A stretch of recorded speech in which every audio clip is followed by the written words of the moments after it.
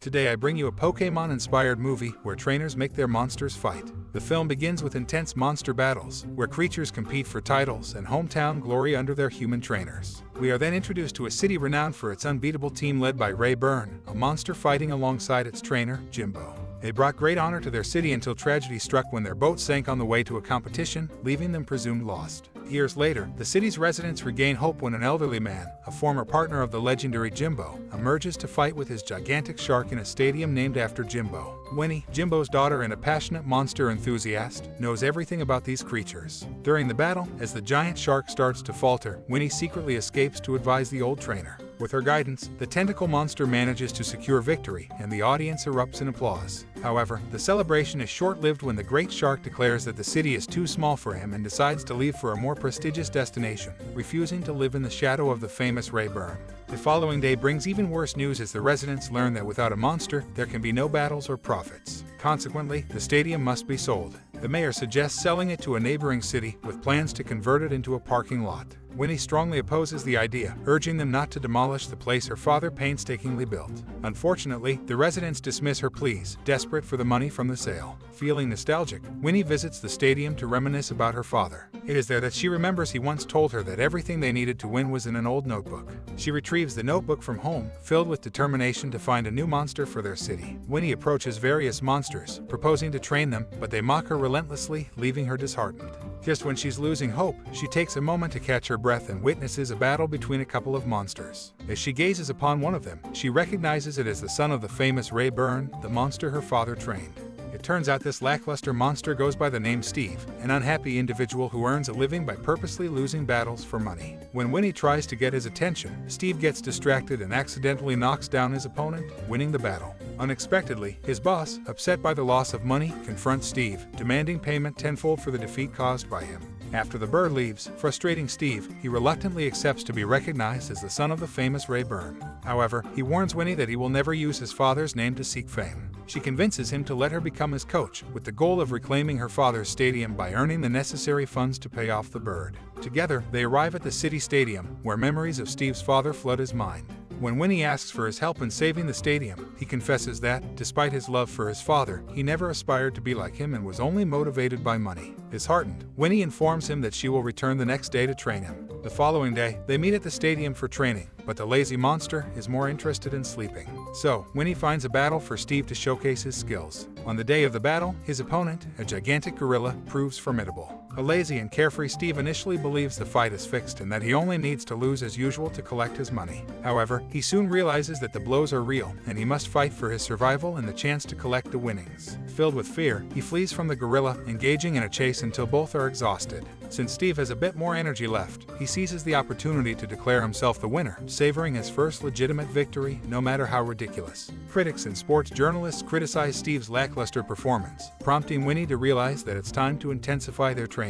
They begin analyzing Ray Byrne's best fights while Steve undergoes rigorous exercise. However, after a while, the desired results don't materialize as Steve fails to take things seriously. In a heartfelt confession, Steve reveals to Winnie that he distanced himself from the city because he knew everyone expected him to be like his father, and he didn't want that. Trying to understand him, Winnie engages in a personal conversation, discovering Steve's passion for dancing. When Winnie puts on some music, she observes Steve's love for salsa dancing. Inspired, Winnie creates an innovative technique incorporating dance steps, unleashing Steve's potential during their next battle. Surprisingly, he emerges victorious. With newfound confidence, Winnie and Steve continue refining their dance-inspired strategy, winning battles and making new acquaintances. During a live interview, Winnie invites other trainers to challenge Steve if they dare. Soon after, they receive a call from a coach willing to accept the proposal. Excited, they head to the stadium for training, only to find their belongings being evicted. The mayor had sold the stadium to the city represented by the giant shark. Determined to prevent its demolition, they rush to the scene, discovering that the giant shark intends to purchase Steve's father's stadium to erase his memory, avoiding any further comparisons to the famous Ray Byrne. Finally, the mayor signs the sale of the stadium and everyone departs. Unfortunately, Jim Bakoi's former partner sides with the giant shark. Alone with Winnie, he mocks her training methods, claiming that Jimbo would be ashamed to see her coaching with those ridiculous dance steps. Hearing this devastates Winnie, realizing that she had clung to her father's fame, becoming a subject of ridicule due to Steve's unconventional fighting style. Sensing her sadness, Steve attempts to comfort her, but she informs him that since he has already paid her, he is free to leave. Steve returns to his old boss, settling his debts and regaining his job as a purposeful loser in battles. However, being there no longer brings him happiness. He yearns for the taste of victory and no longer wishes to sabotage himself. As he looks at the photographs with his father, he realizes his true desire to be a winner like him. Steve goes back to Winnie, expressing gratitude for all she has done and declaring that he is no longer willing to be a loser. He asks her to train him so they can save the stadium. They search for the giant shark, who is in the city ready to demolish Winnie's father's stadium. The friends intervene, challenging the shark to a battle, with the stipulation that the winner will keep the stadium. The shark mocks them, favoring the supposed loser, Steve. But Steve reveals his true identity as the son of the renowned wrestler Ray Byrne, demanding to be called Ray Byrne Jr. The news surprises everyone, but the shark remains undeterred and decides to fight Ray Byrne Jr. Hard days of training follow for Ray Byrne Jr., who finally appears ready to face the giant shark. The day of the fight arrives, and the audience buzzes with excitement. In the first round, Ray Byrne Jr. showcases his best dance steps, skillfully avoiding his opponent's blows. However, in the second round, the shark surprises them by displaying dance steps learned to counter Steve's style, gaining an advantage and mercilessly beating him. During the break, the shark's trainer advises Winnie to think about Ray Byrne Sr. and consider stopping the fight to prevent further harm.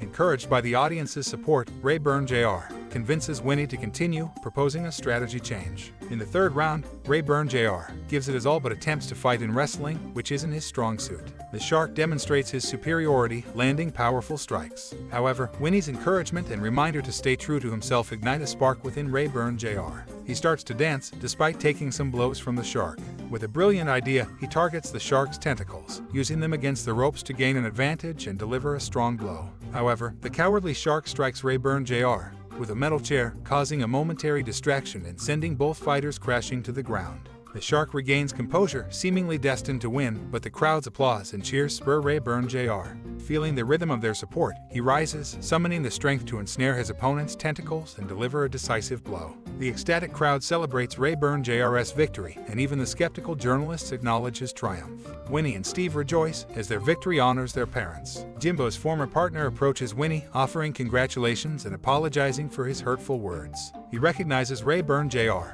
as a true winner, acknowledging the transformation and growth he has undergone. Thanks for watching. Please like and subscribe for more interesting movies.